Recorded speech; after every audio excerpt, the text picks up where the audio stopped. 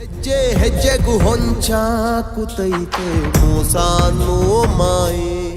ಮನೆಯವರು ನೋಡಿ ಮಾಡಿದ ಮದುವೆ ಹಸೆಮಣೆ ಏರಿ ಇನ್ನೂ 10 ತಿಂಗಳು ಕಳೆದಿಲ್ಲ. ಅಷ್ಟರಲ್ಲೇ ಆ ಸಂಸಾರದಲ್ಲಿ ಬಿರುಗಾಳಿ ಎದ್ದಿದೆ. ಹೊಸ ಕಾರಿನ ವಿಚಾರಕ್ಕೆ ಶುರುವಾದ ಜಗಳ ಕೊಲೆಯಲ್ಲಿ ಅಂತ್ಯವಾಗಿದೆ. ಹಣ ಕೊಡಿಸ್ತೀನಿ ಅಂತ ಕರೆಸಿಕೊಂಡು ಸ್ವಂತ ಬಾಮೈದನೇ ಭಾವನ ಹತ್ಯೆ ಮಾಡಿದ್ದಾನೆ. ಈ ರಕ್ತ ಚರಿತ್ರೆಯ ಕಂಪ್ಲೀಟ್ ರಿಪೋರ್ಟ್ ಇಲ್ಲಿದೆ. ಕಾರ್ ಆಸೆಗೆ ಬಲಿಯಾಯಿತು ನವ ವಿವಾಹಿತನ ಪ್ರಾಣ. ಹಣ ಕೊಡ್ತೀನಿ ಅಂತ ಕರೆದು ಮುಗಿಸೇ ಬಿಟ್ಟ ಬಾಮೈದ.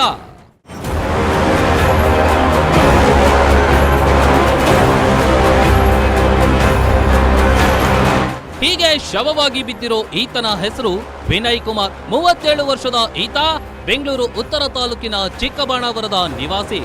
ರಂಗಸ್ವಾಮಿ ಮತ್ತು ಸೌಭಾಗ್ಯಮ್ಮ ದಂಪತಿಯ ಪುತ್ರನಾಗಿದ್ದ ವಿನಯ್ಗೆ ಕಳೆದ 10 ತಿಂಗಳ ಹಿಂದೆಯಷ್ಟೇ ಆಂಧ್ರದ ಹಿಂದೂಪುರ ಮೂಲದ ಮೇಘನಾ ಎಂಬಾಕೆಯೊಂದಿಗೆ ಮದುವೆಯಾಗಿತ್ತು ಕಣ್ರಿ. ಕುಟುಂಬಸ್ಥರೆಲ್ಲ ಸೇರಿ ಮೆಚ್ಚಿ ಮಾಡಿದ ಮದುವೆ ಇದಾಗಿತ್ತು. ಆದ್ರೆ ವಿಧಿಯಾಟ ಬೇರೆಯೇ ಇತ್ತು. ಮದುವೆಯಾದ ದಿನದಿಂದಲೇ ದಂಪತಿ ನಡುವೆ ಸಣ್ಣ ಪುಟ್ಟ ಜಗಳಗಳು ಶುರುವಾಗಿದ್ವು. ನನ್ನ ತಮ್ಮನ್ನ ಸಾಯಿಸಿದ್ದು ಮೇಘನೆ. ವರ್ಷ ಇನ್ನೂ ಆಗಿಲ್ಲ, ನನ್ನ ತಮ್ಮನ್ನ ಸಾಯಿಸ್ಬಿಟ್ಲಪ್ಪ. ಅವಳೇ ದುಡ್ಡಿಸ್ಕೊಬಾ ಅಂತ ಕಳಿಸ್ಬಿಟ್ಟು ಇವತ್ತು ಅಣ್ಣ ತಂಗಿ ಇಬ್ರು ಸೇರಿ ಚೆನ್ನಾಗಿ ಹೊಡೆದ್ಬಿಟ್ಟವ್ರೆ. ಅವ್ರನ್ನ ಮಾತ್ರ ಬಿಡಬಾರ್ದು, ಬದುಕಿಸ್ಲೂಬಾರ್ದು. ಅವ್ರನ್ನ ಏನನ್ನ ಪರಿಹಾರ ಕೊಡ್ರಿ. ಇಂಥ ಹೆಣ್ಮಕ್ಳು ಒಬ್ಬೊಬ್ರು ಮನೆಗೆ ಹೋಗ್ಬಿಟ್ರೆ ವಂಶನೇ ನಿರ್ವಂಶ ಆಗೋಗ್ತೈತಲ್ಲಪ್ಪ. ನಮ್ಮ ಮಗನೇ ಸಾಯಿಸ್ಬಿಟ್ರು. ಎಲ್ಲರೂ ಸೇರಿ ಕಾಪಾಡ್ರಪ್ಪ. ನೀವೆಲ್ಲರೂ ಇದು ಮಾಡ್ರಿ, ಸಪೋರ್ಟ್ ಮಾಡ್ರಿ ನಮಗೆ. ಇಂಥ ಅಪ್ಪ ಅಮ್ಮ ಅದಿದ್ರಿ ಬಿಟ್ರೆ ಹೆಣ್ಮಕ್ಳು ಯಾರ ಮನೇನೂ ಉದ್ಧಾರ ಮಾಡಲ್ಲಪ್ಪ. ನಮ್ಮ ಮಗನ ಇವತ್ತು ಅನಾಥವಾಗಿ ಸಾಯಿಸ್ಬಿಟ್ಟವ್ರೆ. ಹೆಂಗೆಲ್ಲ ಹೊಡೆದವ್ರಲ್ಲಪ್ಪ. ನಾವೇನ್ ಪಾಪ ಮಾಡಿದ್ವಿ? ಅವಳಿಗಿಷ್ಟ ಹೇಳಿದ್ರೆ ಹೋಗ್ಬಿಡ್ಬೇಕಾಗಿತ್ತು. ಹಿಂಗೆಲ್ಲ ಸಾಯಿಸ್ಬೇಕಾಗಿತ್ತ? ಬೆಂಗಳೂರಲ್ಲಿ ನಾವಿರೋದು, ಇಲ್ಲಿ ಕರ್ಕೊಬಂದು ಇಲ್ಲಿ ಹೊಡೆದು ಹೆಂಗೆಲ್ಲ ಹೊಡೆದವ್ರಲ್ಲಪ್ಪ ಅವ್ರನ್ನ. ಮಗನ ನಾವು ಒಂದ್ ಏಟ್ ಹೊಡೆದೆ ಸಾಕ್ಸಿದೀವಿ. ಅವನನ್ನ ಇವತ್ತು ಹೆಂಗೆಲ್ಲ ಹೊಡೆದವ್ರೆ. ಅವಳನ್ನ ಮಾತ್ರ ಬಿಡ್ಬೇಡ್ರಿ. ಅವಳೇ ಮಾಡ್ಸಿರೋದು. ಅವಳವ್ರ ಅಣ್ಣಂಗೆ ಎಳೆ ಮಾಡ್ಸಿರೋದು. ಅವ್ರ ಅಣ್ಣಂಗೆ ಎಳೆ ಮಾಡಿಸಿ ನಮ್ಮ ಮಗನೇ ಸಾಯಿಸ್ಬಿಟ್ರಪ್ಪ.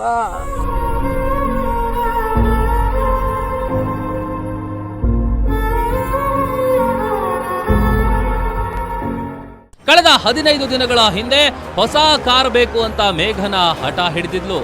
ಕಾರ್ ಖರೀದಿಗೆ ನನ್ನ ಅಣ್ಣ ರಾಜು ಹಣ ಕೊಡ್ತಾನಂತೆ, ಹೋಗಿ ತೆಗೆದುಕೊಂಡು ಬನ್ನಿ ಅಂತ ಪತಿ ವಿನಯ್ನನ್ನ ನಂಬಿಸಿದ್ದಾಳೆ. ಪತ್ನಿಯ ಮಾತನ್ನ ನಂಬಿದ ವಿನಯ್ ಶನಿವಾರ ರಾತ್ರಿ 9 ಗಂಟೆಗೆ ಗೆಳೆಯನ ಹಿಮಾಲಯನ್ ಬೈಕ್ ಏರಿ ಆಂಧ್ರದ ಮೇಳ್ಯ ಕಡೆಗೆ ತೆರಳಿದ್ದಾನೆ. ಹಣ ಕೊಡುವ ನೆಪದಲ್ಲಿ ವಿನಯ್ ಕೊಲೆಗೆ ಹೊಂಚು ಹಾಕಿದ್ದ.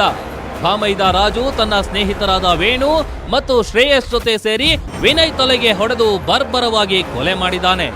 ನಂತರ ಇದನ್ನ ಅಪಘಾತ ಎಂದು ಬಿಂಬಿಸಲು ವಿನಯ್ ಮೃತದೇಹ ಮತ್ತು ಬೈಕನ್ನ ಪಕ್ಕದ ಕಾಲುವೆಗೆ ಎಸೆದಿದ್ದಾರೆ. ಆದ್ರೆ ಬೈಕ್ನಲ್ಲಿದ್ದ GPS ಹಂತಕರ ಪ್ಲಾನ್ ಅನ್ನ ಉಲ್ಟಾ ಮಾಡಿದೆ. ಬೈಕ್ ಲೊಕೇಶನ್ ಟ್ರ್ಯಾಕ್ ಮಾಡಿದಾಗ ಈ ಭೀಕರ ಹತ್ಯೆ ಬಯಲಿಗೆ ಬಂದಿದೆ. ಸದ್ಯ ಆಂಧ್ರದ ಹಿಂದೂಪುರ ಪೊಲೀಸರು ರಾಜು ಒನ್ ಟೀಮ್ ಅನ್ನ ಅರೆಸ್ಟ್ ಮಾಡಿದ್ದಾರೆ.